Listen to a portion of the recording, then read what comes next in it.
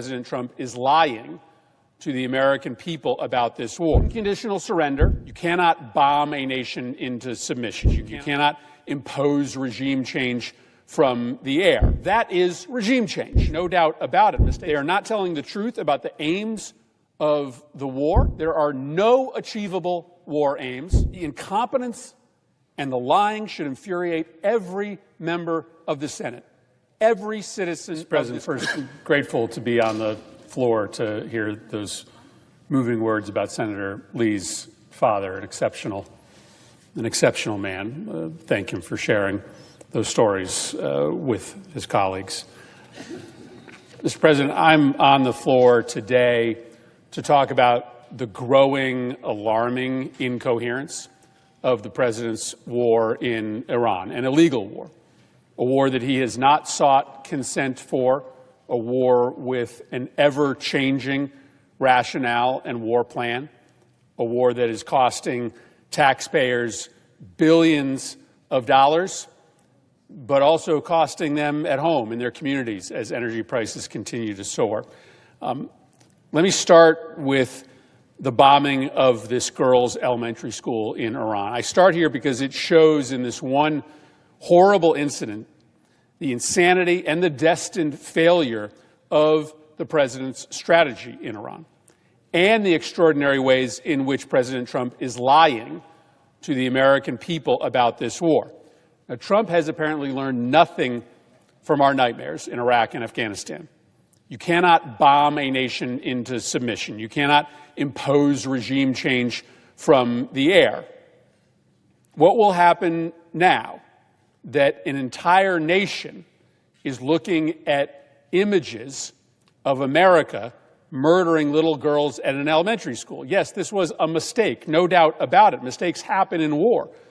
But these inevitable mistakes are the reason why these bombing campaigns almost never, ever achieve their objectives. Because all these bombing campaigns do, in the thousands of civilians that in the end they kill, is to harden the nation that you are bombing and invading, causing them to take a harder line, to choose harder line leaders, more militant leadership, in order to protect the nation against the enemy invaders who bomb elementary schools. But what makes this incident even more forgivable is that the president is lying to us. Earlier today, when asked about growing evidence that it was, in fact, a U.S. Tomahawk missile that hit this school, he said, "I don't know about that." Earlier in the week, when he was asked about the bombing of the girls' school, he said, "Well, I haven't seen it." He went on to say that the Tomahawk, one of the most powerful weapons around, it's sold and used by other countries, whether it's Iran, which has some Tomahawks, wish they had more, but whether it's Iran or somebody else, the Tomahawk's very generic. The President of the United States knows that Iran doesn't have Tomahawks. The President of the United States should know that we're the only nation using Tomahawks. The idea that he is pretending to not know about the bombing of this school, the idea that he is trying to pretend that the Iranians somehow stole a Tomahawk missile from the United States, figured out how to launch it, and aimed it at a school is absurd and offensive.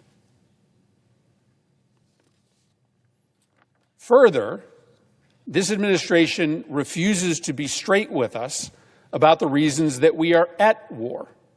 What he has said is that he wants unconditional surrender and that he wants to be involved in the appointment of the next supreme leader. That is regime change. Unconditional surrender, the President of the United States choosing the next leader of Iran. But as we have learned in closed-door briefings, that is not actually the Department of Defense's plan. That is not a goal of the war.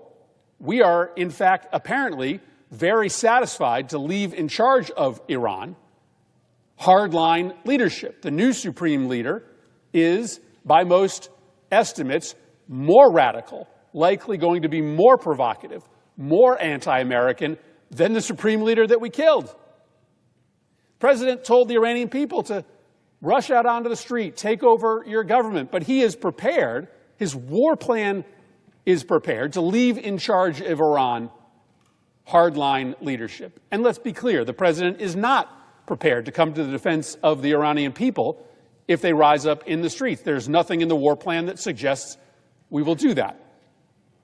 The president has also said over and over and over again that a goal of the war is to permanently deny Iran the ability to have nuclear weapons. You have heard the president say this. That was in a Department of War press release just days ago.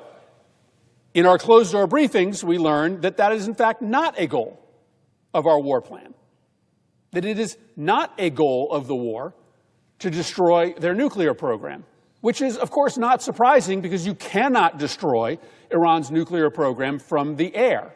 You cannot, A, destroy knowledge. You cannot hunt down with missiles every single Iranian scientist that knows how to build a nuclear reactor.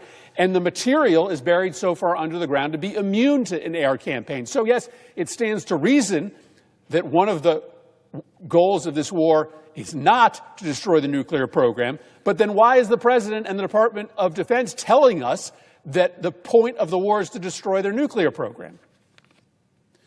They are not telling the truth about this girls' school that was hit on the first day. They are not telling the truth about the aims of the war. And as we learn more in our closed-door briefings, we learn how unbelievably unprepared they were for the fallout. It's bad enough that they're not telling the truth about why we are at war. It is incomprehensible that they did not do the basic planning to manage the fallout. They have no plan to open up the Strait of Hormuz, a totally foreseeable result of a military action against Iran, a completely foreseeable result of murdering the Shia's top religious leader in the middle of the holy month. The strait has now been closed for effectively 10 days. There is no plan to reopen it. It's getting worse, not better, as news broke today that Iran is now, for the first time, mining the strait. And we can't get into this conversation on the floor of the Senate, but we all know that once that mining begins, it is very hard, if not impossible, in the short run to counteract. If the strait is closed for weeks more or months more, that is a global economic catastrophe. Already my constituents are paying through the nose for this war. It gets infinitely worse if that strait doesn't open up, and the administration has no plan to open it up. The incompetence and the lying should infuriate every member of the Senate, every citizen of this country. This war is costing us at least $2 billion a day. There are no achievable war aims. The goals shift from day to day. There is no plan to manage the consequences and the fallout for American citizens or citizens of the Gulf. You saw stories today of additional new missiles raining down on our Gulf allies. You probably know that they, much faster than us, are running out of the interceptors that stop those missiles. There will be increased deaths in the region very soon because we did not have the adequate supplies ready for our allies in the region to protect themselves against an onslaught of Iranian aerial attacks. It's just incompetence. Incompetence made worse by mistruths, made worse by the president lying to the American people about what is happening and what the goals are of the war. Mr. President, at the very least, we need to have Secretary Rubio and Secretary Hegseth in front of the Senate. I can't believe that my Republican colleagues don't feel like it's a giant middle finger from the administration that there hasn't been a single hearing on the most significant military action that this country has undertaken in a generation. What is the point of being a United States Senator? Why are we here? Why have we worked so hard to get this job if we're not prepared to ask the administration to come and present to us why they are putting our constituents' lives at risk, why they are driving up the costs at home for our constituents as this war continues to exacerbate rising prices. We are abdicating our responsibility as senators. No, let me put it more specifically. Republican leadership and senators are abdicating their responsibility as senators because they run the place by refusing to demand that the administration come and testify in public. All we have had is closed-door briefings. There is a limited amount of what we learn behind those doors that we can talk about. But increasingly, it's pretty obvious why the administration will not talk publicly about the Iran war, why they will not come and answer questions before the United States Congress. Because they have no plan that is achievable. They have a rationale for this war that is shifting by the hour, and they have no plan, no way to protect the American people from the consequences of their incoherence.